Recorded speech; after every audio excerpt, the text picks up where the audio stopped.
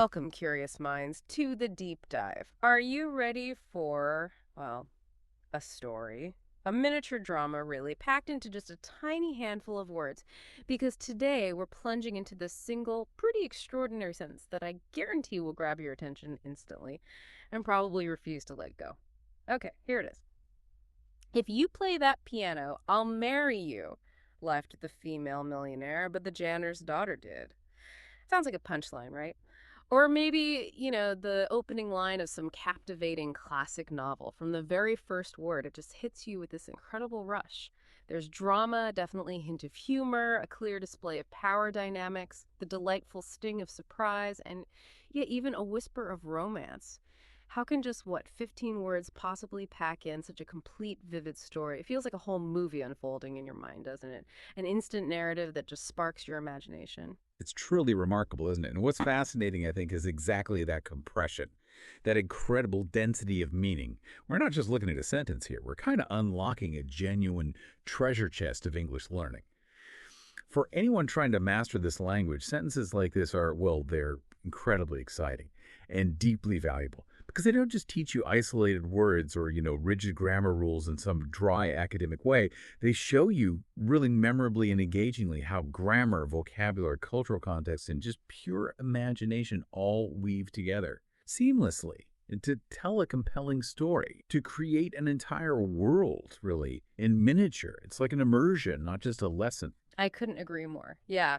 And that's pretty much our mission in this deep dive today. We're going to explore this one sentence, word by word, idea by idea, like literary detectives almost. We'll peel back the layers, uncover the deep meaning, the essential grammar structures, the backbone of English, really, and maybe even some profound life lessons hidden in there.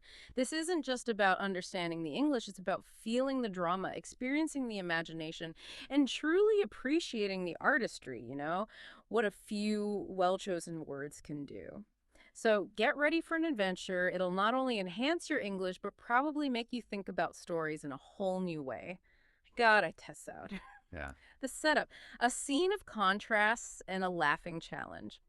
Okay, so let's set the stage, shall we? Our story immediately introduces one of our key players, the female millionaire. What does that image conjure for you right away? For me, it's instant glamour, it's undeniable privilege, an aura of effortless authority, maybe even that touch of nonchalance that comes with immense wealth. When we say millionaire, we mean someone whose wealth, their assets, holdings, investments equals or, dramatically exceeds $1 million or pounds usually. This isn't just comfortable living. It's a significant financial standing. It implies a certain lifestyle, power, social influence. She's in a world of abundance, ease. That's a crucial starting point, yeah. And in this context, her money isn't just some abstract number. It's a very tangible symbol of her power, her elevated social standing. And the source describes her laughter as cumorless. That's a meticulously chosen detail, isn't it? Packed with meaning. That careless laughter. It isn't just simple amusement, it's a subtle, maybe even unconscious display of her control, her dominance in that social sphere. It suggests she's so comfortable in her position that her words, even this dramatic declaration, carry no real weight for her. It's often how the wealthy, or those in power, express themselves, kind of a disregard for the gravity of their words, because they expect to be unchallenged. Maybe even amused by their own pronouncements. Right, or maybe even dismissive, condescending even. Exactly. It could be seen as dismissive or condescending, subtly communicating her superior social position. And what a brilliant contrast we get next. Okay, let's introduce the perfect counterpoint to this glittering figure, the janitor's daughter. Just the title alone immediately brings up a totally different image, doesn't it? A janitor is someone who diligently cleans, cares for a building, often working tirelessly in the background, making sure everything runs smoothly, often unnoticed. So her presence immediately suggests humility, working class roots, maybe a life of quiet labor, struggle even. In the eyes of the wealthy in that grand room, she might be, well, almost invisible, part of the backdrop, not a participant in the social drama. She embodies quietude, duty, maybe a certain stoicism. And this direct contrast, it's almost cinematic, isn't it? Between the millionaire and the janitor's daughter.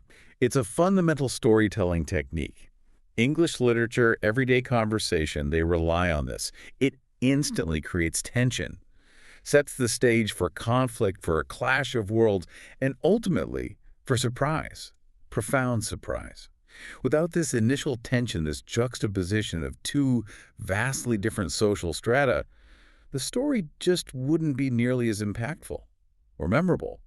It's the friction between these extremes, wealth and working class, power and humility, that really lets the narrative ignite. Like a microcosm of society. Exactly. A microcosm of societal dynamics condensed into a single phrase. Absolutely. Okay, the stage is set. These two opposed characters. Now let's hone in on the millionaire's exact words. She declares with that careless, almost thoughtless laugh, "If you play that piano, I'll marry you." This isn't just a casual remark, is it? It's a dramatic challenge, a theatrical dare thrown out there, clearly intended to amuse herself, maybe her friends. Grammatically, yes, it's a beautiful and incredibly useful example of a conditional sentence, specifically what we call the first conditional. The structure is very clear. If plus present tense, will plus base verb. So in her statement, if you play that piano, that's the condition. Using the simple present tense play, and I'll marry you is the future result. Using will or I'll plus the base verb marry. Okay. And the primary purpose of the first conditional is to talk about the future. It connects a present action or condition with a future result or consequence that is seen as probable or possible. It's about real or, highly likely situations. Right, like a simple example. A very simple, everyday example would be, if you study every day, you will improve your English. Or, if it rains later, we will stay inside. Gotcha. And think about how often you, our listener, probably use or hear conditional statements like this every day. Making plans, expressing possibilities, outlining consequences, even making promises. This structure is absolutely fundamental for speaking and understanding English naturally. It's one of those foundational tools that once you get the hang of it, you just use without thinking. Precisely. And maybe just for a second, we can contrast it with its siblings, Yeah. just briefly. Yeah, good idea. Okay, so you got the zero conditional. That's for general truth, scientific facts. Structure is if plus present simple. Present simple, like if you heat ice, it melts. No will, because it's a certainty. Right. Always happens, right. Then there's the second conditional. That talks about hypothetical or improbable situation now or in the future. Structure there is if plus past simple would plus base verb. So if I were a millionaire, notice the where, I would travel the world. It's hypothetical. Okay, so she uses the first conditional. Makes Yeah. it sound possible. Exactly. Her statement is firmly in the first conditional camp, making her challenge sound possible, even if she doesn't intend it seriously at all. Which brings us to her intention, right? She speaks in jest, Yes, absolutely critical. meaning she's joking, not serious. This in jest nuance is, well, it's a crucial cultural note in English, isn't it? And probably most languages. Right. Tone, context, the speaker's intention, they often matter as much, maybe more, than the literal words. If you don't grasp she's joking, that her words are lighthearted, dismissive, the whole dynamic is lost. It truly is. English is so rich with irony, sarcasm, understanding the subtle cues, a look, intonation, the absurd context. It's vital.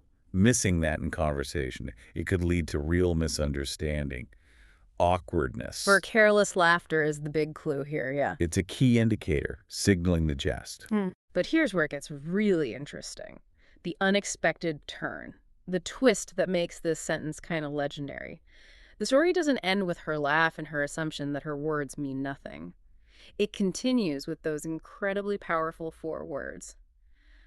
But the janitor's daughter did. Wow. That single word did completely flips the entire narrative, doesn't it? The person you'd expect to play maybe another rich guest, maybe the millionaire showing off doesn't. Instead, someone from the background, someone overlooked, steps forward and accepts. This moment, this dramatic reversal, it's a perfect textbook example of irony. Irony happens when the result is the opposite of what you expect, often with a subtle, humorous, or even profound effect. It's a powerful tool in storytelling. creates surprise, deepens engagement, often carries a hidden layer of humor or a bigger message. And the irony here is, The irony lies in her dismissive challenge being met by the very person least expecting to rise to it. Without recognizing that irony, you might completely miss the real meaning, the true emotional weight of the story, or the joke sometimes. it's a skill itself, picking up on those unexpected turns, those subversions of expectation. Absolutely. So prevalent in English humor and literature. Think of saying, "Oh, lovely weather," when it's pouring rain. The irony says it all. You do. Storytelling expanded, vivid scenes and linguistic tools. Okay, let's unpack this even further. Let's really immerse ourselves in the scene this little sentence paints. I invite you, just picture it with me. Close your eyes, maybe. Imagine a grand golden room. Maybe sunlight streams through tall, ornate windows, lighting up dust motes dancing. Like tiny, forgotten wishes. Overhead, chandeliers sparkle like stars, right? Casting this warm, almost dreamlike glow. And there's the millionaire. Resplendent, elegant silk gown shimmering, a picture of effortless wealth. She's laughing that almost careless, detached sound we talked about, gesturing toward the piano, polished, imposing. "If you play that piano, I'll marry you," she says, her tone clearly showing she expects no one, absolutely no one, to take her seriously. It's half jest, half maybe that unconscious display of power, a way for the wealthy to assert control maybe, set the terms of a playful challenge from on high. Yeah, a throwaway line for her. Casual amusement. Okay, now, shift your focus. Back of the room, a figure stands quietly, unnoticed, almost invisible against all that opulence. It's the janitor's daughter, likely dressed practically, unassuming clothes, blending in, maybe doing her duties or just observing. But she hears the challenge. The millionaire's words, meant as this lighthearted, dismissive joke, land differently on her ears. Something stirs inside her. Right. While the millionaire speaks in jest, not serious, the young girl. Maybe it's hidden talent, quiet dignity, maybe just a spark of courage. She decides to take it literally. And this is so important, that cultural note again. Tone and intention matter so much in English. But the janitor's daughter, in this act of quiet defiance, decides to turn this careless jest into a powerful reality. Imagine the silence then. Must have been sudden, palpable. Oh, definitely. The casual chatter stops. A ripple of whispering starts. Who is she? What's she doing? Doesn't she know her place? You can almost feel the social boundaries being challenged right there. Tested.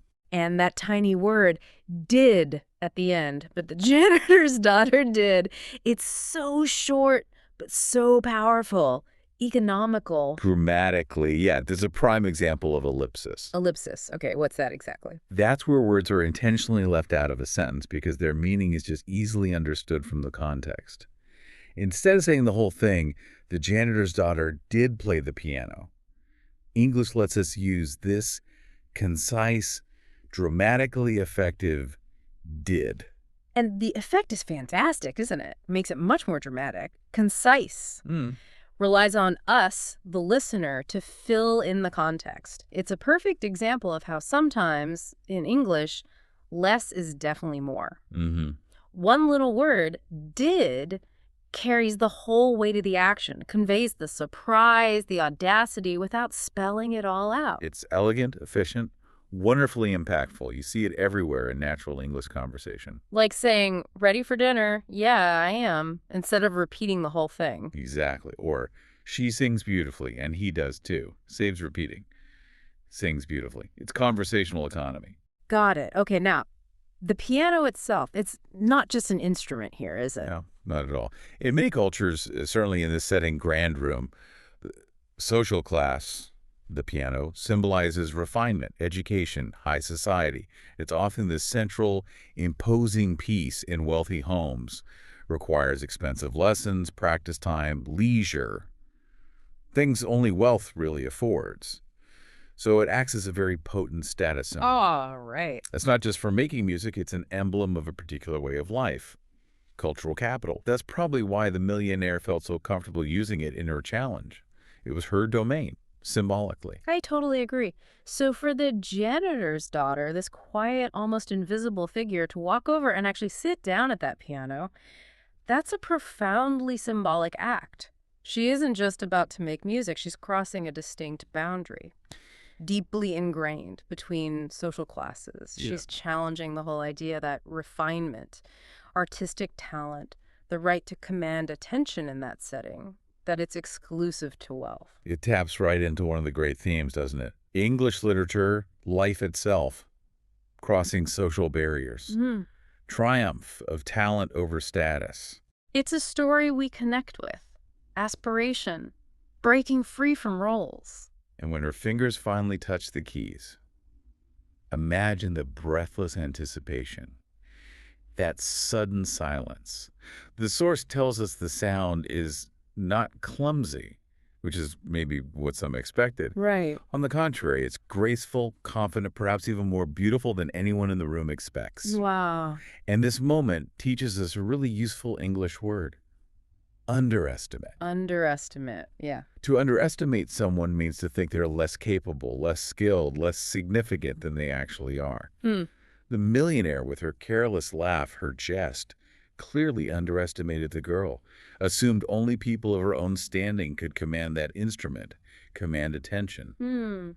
But English culture, its stories, we absolutely love the underdog narrative, don't we? We really do. The person who rises from seemingly nowhere, humble beginnings, and just utterly surprises everyone with their talent, their spirit. It speaks to resilience, hidden potential, breaking stereotypes. It's true. We love a good underdog story. Why do you think that narrative is so compelling, for us globally even? Well, I think it speaks to a universal hope, maybe. That talent isn't limited by status. That anyone, regardless of background, can achieve something remarkable, Yeah. often against the odds. Yeah, it gives us hope that our own hidden talents might be recognized, that effort can be rewarded even when others doubt us. Exactly. And this single sentence, short as it is, perfectly encapsulates all these layers: humor, irony, grammar, cultural insights. It's a testament to how English can compress a whole drama, a world of meaning and emotion, into just a few words. A masterclass in concise, evocative storytelling. 3. The deeper dive. Why this sentence is a learning powerhouse. Okay, so let's step back a bit. Let's look at this from your perspective, the English learner. Why is this sentence, "If you play that piano, I'll marry you"? Laughed a female millionaire, but the janitor's daughter did. Why is it such a powerhouse? Why does it stick in our minds? What makes it so incredibly useful for someone learning the language beyond just the story? Good question. What's the first big reason? Well, the first, and maybe most obvious, is its structural mastery. The millionaire's words use the first conditional, if plus present tense, will plus base verb. I really can't overstate how crucial this structure is for learners to internalize. It is absolutely everywhere in English conversation. Everywhere. Oh, it's everywhere. Pretty much. We use it Yeah. constantly. Connecting present actions with future results, expressing possibilities, consequences, making plans. Think about it. If you finish your homework, you will get dessert. If it rains tomorrow, we will stay inside. If I practice my English daily, I will see improvement. Okay, yeah. By really digging into this one sentence, you're not just passively learning a rule. You're actively engaging with, practicing one of the most useful grammar tools in the language. It builds that muscle memory for expressing future possibilities, cause and effect. It's true. It's one of those structures that once you internalize it, it just unlocks so much conversationally. Feels natural once you get it. And this example makes it so clear, so memorable. It's not abstract. It's part of a drama. Right. Conditionals can be tricky for learners when to use will, would, present tense. Yeah. This sentence anchors the first conditional in a powerful context. Okay, so grammar mastery. What's number 2? The second powerful reason is its masterful use of the art of contrast. English storytelling, from Shakespeare to, modern sitcoms, it thrives on contrast, Right. creates drama, character, engagement. And in this single sentence, we've got so many powerful opposites playing off each other. Millionaire versus Janitor's daughter. Wealth versus poverty. Power versus humility. Expectation versus surprise. Exactly. These direct opposites aren't just narrative tricks. They make the story incredibly memorable, easy to follow. And English speakers, whether writing formally, talking casually, even poetry, they use this technique all the time. Witty jokes rely on unexpected twists. Novels build complex characters through contrast. Even everyday observations often use it. It makes your point stick, creates a vivid picture. And it's a great way to remember the vocabulary, too. Millionaire, janitor, wealth, poverty, seeing them in opposition like that really hammers home the meaning. You've hit on a crucial point there. It teaches that words gain deeper meaning when placed next to their opposites. Yeah. Adds texture. Okay, so contrast. What else makes it a powerhouse? The third reason, its masterful use of irony. Building on what we said earlier, remember, the millionaire laughed, genuinely thinking no one would dare take her dismissive challenge seriously. Yet the least expected person, the overlooked one, steps forward and accepts. Right. The outcome is the opposite of the expectation. Precisely. And irony is just deeply woven into the fabric of English humor, literature, even everyday conversation. It adds layers of meaning, makes things more profound or amusing. It's the language of the unexpected. And this is where it gets critical for you, our listener, right? This raises that important question. Yes. Without recognizing irony, you might completely miss the real meaning of a story, a joke, even a nuanced comment in a chat. It's like needing a secret decoder ring for English. Kind of. Imagine someone saying, "Oh, great weather," when it's pouring rain. If you miss the irony, you miss their whole point, their frustration. This sentence trains you to listen for those twists. Okay. Grammar, contrast, irony. What else? Let's look closely at the vocabulary nuances, specifically the verb laughed. It's important not to confuse this with smiled. They convey very different things. The choice here is deliberate. How so? Well, a smile is usually silent, right? A curve of the lips can mean politeness, happiness, nervousness. A laugh is a sound, an audible outburst, chuckle to a guffaw. Okay. But here, her laughter isn't described as pure joy. It's dismissive, careless.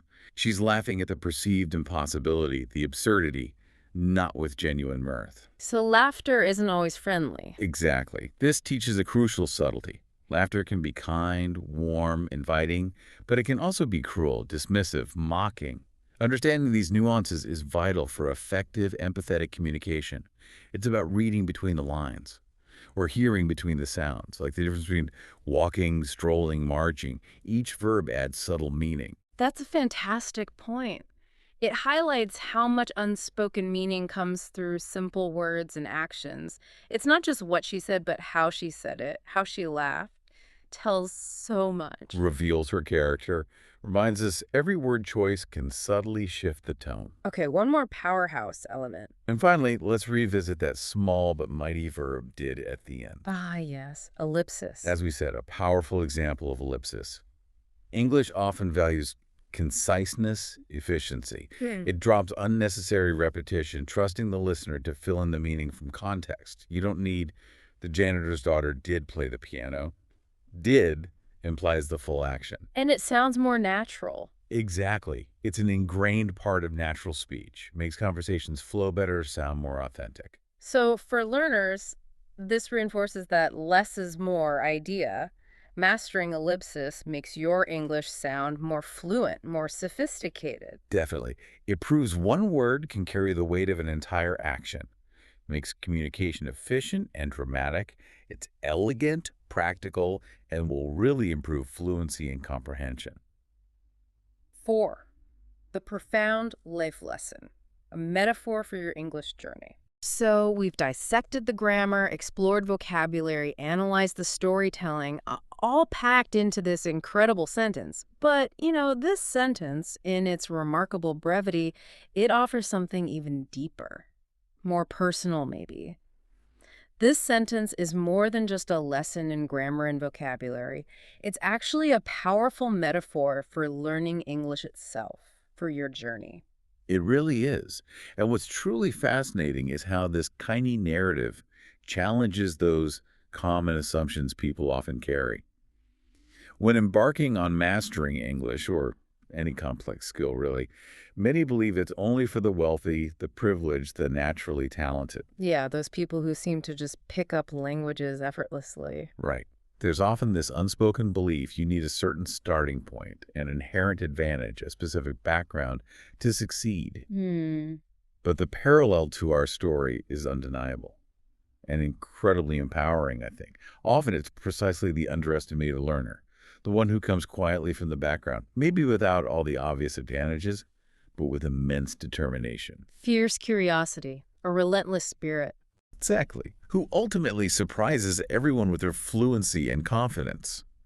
They aren't the ones in the spotlight initially. They put in the consistent, quiet work, take risks, embrace the struggle, and ultimately shine brighter than anyone expected. Their journey is about perseverance, not privilege. Yes. And this is where I want to speak directly to you, our listener. Like the janitor's daughter, you too can step forward. Even if you sometimes feel unnoticed or underestimated by others, or maybe even by yourself. You can touch the keys of this language, a new grammar rule, tricky pronunciation, a complex idiom, and create music. Create effective, beautiful communication. Communication that no one, maybe not even you, expected. Your journey is your unique performance, your personal symphony. Don't let perceived limitations hold you back. And let's extend that metaphor. Look at how the two characters view the piano itself. The millionaire. Careless laugh. She saw it as an object for show, a prop for her challenge, something to be scoffed at, reinforce her status. Ostentation. A tool for social games. Right. But the janitor's daughter saw it totally differently. Please. Not just an object or a symbol of someone else's wealth. She saw it as an opportunity, Yes. a means to express something, to act, connect, prove her worth, transcend her circumstances. For her, the piano was a bridge, not a barrier, a potential pathway. And this contrast applies so directly to learning English. Some people look at the vastness of English complex grammar, huge vocabulary, tricky pronunciation, endless idioms, and they see it as too hard, too exclusive, something only for others, an insurmountable barrier, a daunting challenge. They might feel intimidated, yeah, like the janitor's daughter might have felt in that grand room. But if you, like her, metaphorically sit down, place your hands on the keys of vocabulary and grammar, and just begin to play, step by step, word by word, day by day, you'll gradually realize you can create something truly extraordinary. You unlock new conversations, understand new ideas, build connections, express yourself in ways you never imagined. It's not about the initial perceived difficulty. It's about the willingness to engage, to try, to keep going, changing your perspective from barrier to opportunity. So what's the true secret, then, to mastery, whether it's piano or language? Ultimately, it's not about inherent wealth, not preordained privilege. It's about courage, the bravery to try when others might laugh or doubt, the courage to make mistakes and learn from them. Okay, courage. It's about consistent practice, putting in the effort day after day, week after week, even when progress feels slow. Practice. Got it. And maybe most importantly, it's about the sheer willingness to try, to take that first step, then the next, without waiting for permission or validation from outside. An intrinsic motivation. From within. Exactly. Wow. That's such an empowering thought, isn't it? I mean, language, much like music, it's not really about where you start, your background, your initial resources. It's about how bravely you decide to play, how wholeheartedly you embrace the challenge, how consistently you commit to the journey. Your circumstances don't define your potential. So, after this deep dive, what do we finally take away from that extraordinary sentence? If you play that piano, I'll marry you. Laughed the female millionaire, but the janitor's daughter did. What a miniature lesson. packed with so much. A condensed masterclass in grammar, a gripping story, a window into culture, and yeah, a profound life lesson. Indeed. It vividly reminds us how a single conditional sentence can create instant suspense, right? Draws you into that if this, then that scenario, hooks you. It beautifully shows how irony twists expectations, turns the dismissive joke into this surprising, powerful reality. Hmm. And it really showcases English's incredible power to paint entire pictures in the mind, grand rooms, distinct characters, laughter, surprise, stirring music, all with just a few words. The economy and impact of language. And what truly resonates, I think, on a personal level is that connection to your journey. Learning English. Maybe you felt underestimated too. Perhaps people, or even that little voice in your own head, thought you couldn't master tricky grammar or pronunciation or gain confidence speaking. Maybe you doubted yourself, thought it was too grand a challenge, that the piano of English was meant for someone else. But just like the janitor's daughter, you absolutely can surprise everyone. You have the potential, the capacity to achieve fluency and confidence beyond all expectations, even your own. Your potential isn't limited by your starting point. So here's a challenge for your journey. A specific call to action inspired by her courage, her willingness to act. Just like the janitor's daughter, take that next step. Don't wait for permission. Don't wait for the perfect moment or for doubts to vanish. Pick up a new word today. Consciously use it in a sentence. Out loud, maybe, to someone else. Or practice a conditional sentence aloud. Maybe something like, if I practice my listening every day, I will understand English movies without subtitles. Yeah. Or, if I speak English even when I'm nervous, my confidence will grow exponentially. Say it with conviction. Embrace that courage, that spirit of consistent practice. Remember, language, just like music, is not about where you start. It's about how bravely you decide to play. Keep diving deep with us, keep exploring, and keep playing your own unique language symphony.